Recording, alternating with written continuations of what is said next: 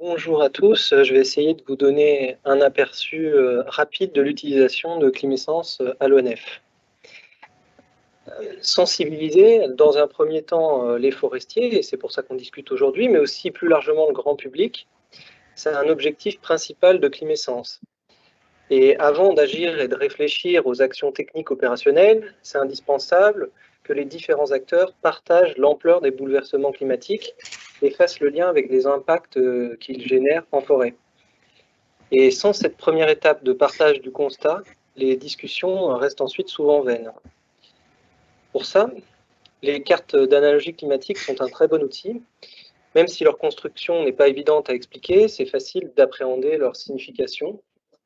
Elles permettent d'observer, comme vous l'a montré rapidement Alexandre tout à l'heure, les évolutions à une échelle relativement locale, par sylvo-écorégion ou par région forestière, et ça permet donc de toucher directement les interlocuteurs. En plus, il s'agit d'analogies affichées sur le climat actuel que chacun peut se représenter rapidement, même si c'est un petit peu approximatif.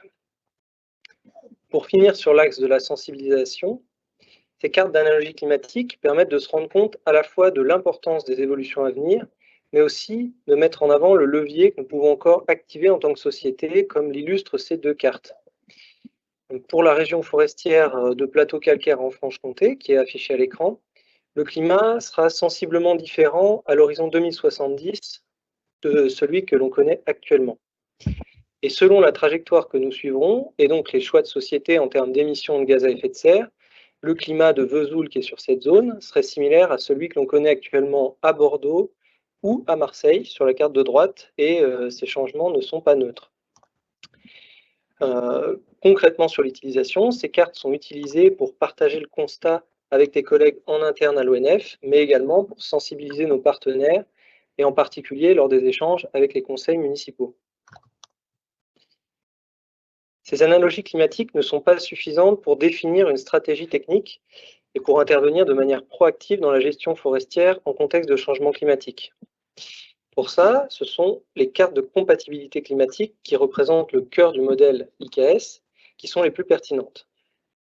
Elles permettent d'appréhender le niveau de risque à moyen terme pour les essences en place, principalement liées au déficit hydrique et donc au manque d'eau, comme l'illustrent les deux cartes que vous avez à l'écran, pour le hêtre à l'horizon 2070. Ces cartes de compatibilité permettent également de rechercher des essences candidates pour la diversification des plantations et en particulier des essences plus résistantes à la sécheresse. Elles permettent aussi d'appréhender le niveau de risque de ces nouvelles essences par rapport aux autres indicateurs et en particulier la question qu'on se pose souvent, c'est par rapport au froid hivernal. L'appréhension cohérente et la projection à moyen terme de ces différents niveaux de risque pour une soixantaine d'essences en contexte de changement climatique est un apport fondamental de Climessence pour les gestionnaires forestiers. À l'ONF, ces éléments ont permis, entre autres, de définir des stratégies techniques de renouvellement des peuplements qui intègrent ces impacts des évolutions climatiques et qui permettent de structurer la mise en place du volet forestier du plan de relance. Climessence apporte également des éléments fondamentaux pour l'expérimentation en forêt. Toujours face à ces évolutions climatiques, il y a la problématique de test d'essence avec pour objectif de trouver des nouvelles espèces qui seraient mieux adaptées aux conditions climatiques futures et ce qui permettrait d'enrichir la palette des essences utilisables, palette qui s'est malheureusement restreinte ces dernières années du fait des problèmes sanitaires et climatiques. En gestion, ces tests de nouvelles essences passent par des îlots d'avenir et rentrent dans le cadre plus global du projet Espérance du RMTA Force qui a déjà été évoqué plusieurs fois aujourd'hui. Or, lorsqu'il s'agit de tester des nouvelles essences, il faut commencer par cerner tout simplement quelles pourraient être ces essences que l'on va tester. Et ensuite, sélectionner celles qui présentent les meilleurs impacts par rapport à des objectifs et à un contexte que l'on se définit localement. La base de données des fiches espèces Caravane, qui documente un très grand nombre d'essences, a été la principale source documentaire pour réaliser le choix de ces listes locales d'essences à tester dans le cadre des îlots d'avenir à l'ONF. Vous avez pu le voir, Climessence est un outil structurant pour l'appréhension et l'orientation des prises de décision en forêt dans un contexte de changement climatique.